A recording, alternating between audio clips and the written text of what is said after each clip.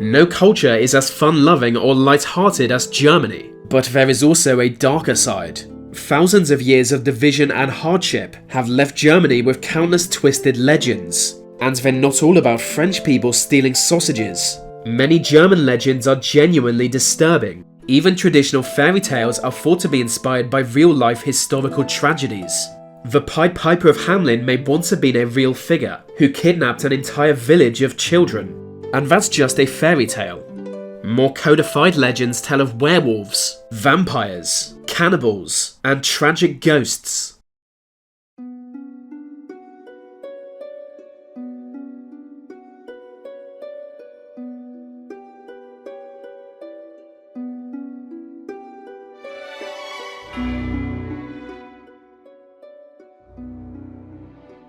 In a remote valley was once a desperate hunter. It had been weeks since he last killed an animal, and he and his wife were in danger of starvation. At this point his rifle was broken, so even when he encountered a boar he was unable to do anything. But one morning he was approached by a stranger. The stranger was wrapped in a cloak that hid his face, and had an accent he had never heard before.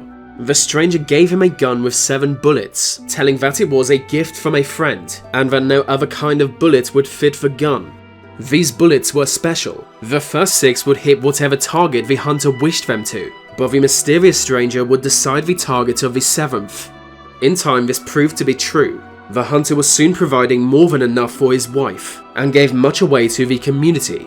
Every week he brought home a boar without needing a second shot.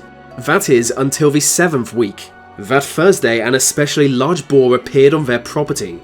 It was too good an opportunity to miss, so he took aim and fired. He heard the bullet connect, and the sound of its carcass hitting the ground. But somehow the boar ran away unharmed, with no trail of blood. It was only on turning around that he saw his wife on the ground, bleeding to death.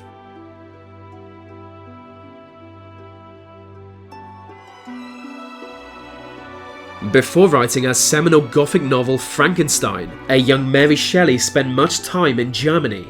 It was here she would learn of legends that chilled her bones. One told of an insane noble living alone in his remote castle. Behind its vast walls he practiced alchemy. He regularly had dead bodies stolen from nearby cemeteries and brought to him for strange experiments. By using God knows what in God knows what way, he created an elixir of life, a solution that could reawaken the dead, potentially granting immortality. But it didn't quite work. The corpses it was applied to would certainly reanimate, but they were mindless. Zombie-like undead figures with no will, desire, or consciousness. It was far from the kind of immortality its creator was hoping for, so he gave up. Accepting failure, he sent his creations out into the woodland surrounding his castle. Some were torn apart by wolves, or simply by the elements, but many are still out there, wandering the black forest of southern Germany, lacking everything that makes us human, yet unable to die, while already dead.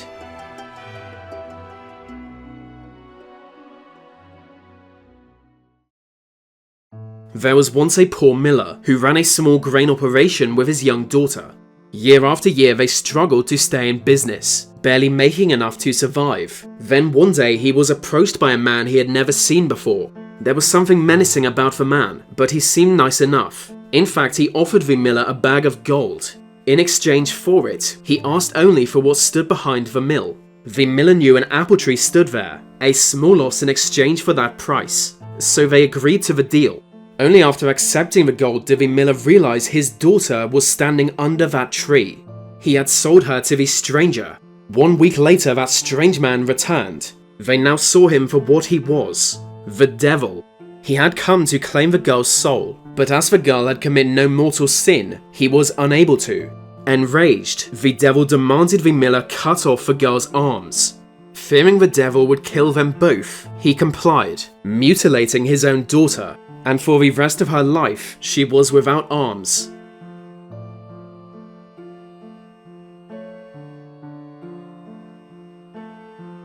In a remote district of Germany can be found the tiny village of Morbach. Nothing much happens in Morbach today, but locals remember a time when people across Europe knew of them. The way they describe it, there was once a notorious werewolf called Johannes Schweitzer. While the Napoleonic Wars tore apart Europe, he roamed freely, terrorizing the German countryside as he went. Cursed by God for committing war crimes, he was to live as a monster until his death. For years he seemed unstoppable, but on arriving in Morbach something happened. Somehow, the impoverished locals of this unknown village killed the Wolfman, the last of his kind in Europe. To commemorate this, a single candle was lit, a candle that never burnt out, not for hundreds of years. It was only in 1988 when that candle finally burned out. Within days, new reports emerged of a monstrous creature lurking in the forests, reports that only stopped when a new candle was lit. Still today, that new candle burns, and terrified locals keep a close watch on it.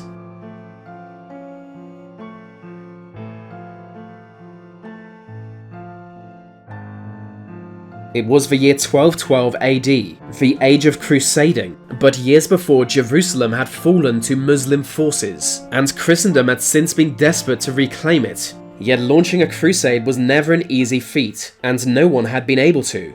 Then one day a 12-year-old German boy emerged, claiming to have been visited by Jesus himself, who told the boy to personally retake Jerusalem and convert its inhabitants to Christianity. He travelled in many states of Germany, proclaiming his divine quest of how he would lead an army to Jerusalem, retake her through peaceful means, and convert every single Muslim. To ensure it was peaceful, the army he gathered was entirely comprised of children. By the time they set off for the Holy Land, he led a force of 30,000 children. With God as their guide, the Children's Crusade marched on Jerusalem, expecting to be greeted as heroes. But to cross the Mediterranean, they took on the help of a group of merchants who promised to transport them for free. It seems like a gift from God, but not for long. Taking advantage of their naivety, the merchants instead took them to North Africa. There the children were sold into slavery, never to be seen again.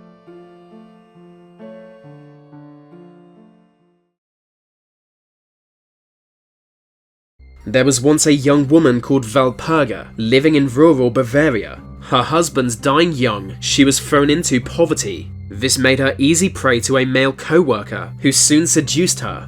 One night he enticed her to drink a vast amount of alcohol. The next morning she awoke to find Satan himself standing over her. He revealed that the male co-worker had really been a demon in disguise, and that last night she had sold her soul. The devil now owned her soul, and she had no choice but do whatever he commanded. In following years, she would regularly go out at night to murder children. Every time a body was found, a trail of blood led away from it. But it was years before a blood trail was found leading directly to Valpurga. By that time, she had killed 41 children, breaking their skulls, and drinking their blood like a vampire.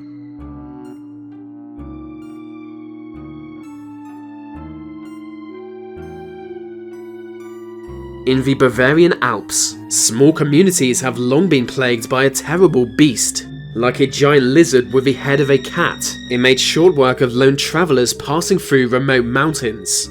Possessing great strength and a long, sleek body, it is known to reside in tunnels deep within the mountains, only emerging to feed.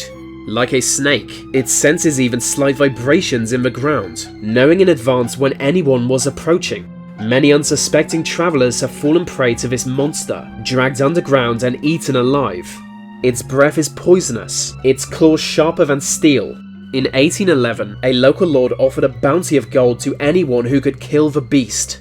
Dozens of hunters and mercenaries set out to find the monster, aiming to bring back its head as a trophy. None of them were ever seen again.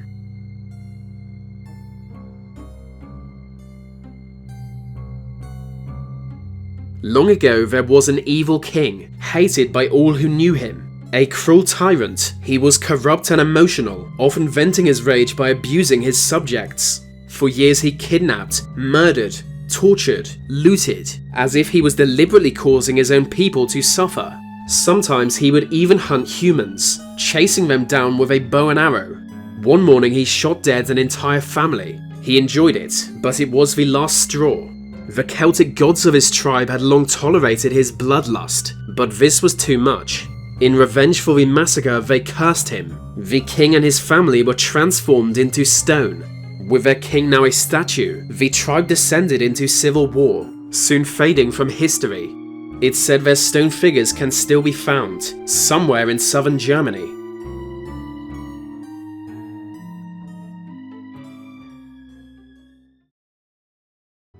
Long ago there was a great king whose castle stood atop a mountain. It was a time when Europe was still home to mythical creatures, most notably the giants. Standing 50 feet tall, no human had ever been able to kill a giant. As far as people were concerned, they were invincible. Then one day, a particularly strong giant ventured south and demanded the king hand over his daughter. The princess was horrified by the prospect of marrying a giant, but the king feared reprisals and agreed to the marriage.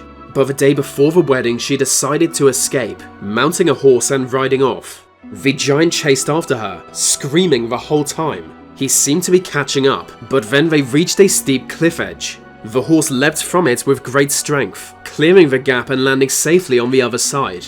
But the giant was too heavy to do the same, falling to death on the rocks below.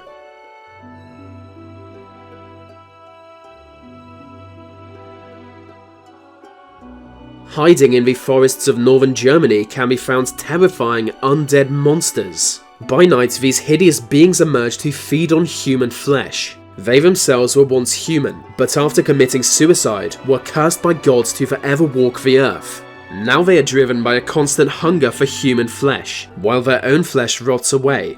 The more they consume, the longer their own lifeless body will survive. And so every night they head to graveyards, burial grounds and cemeteries, anywhere dead bodies can be found.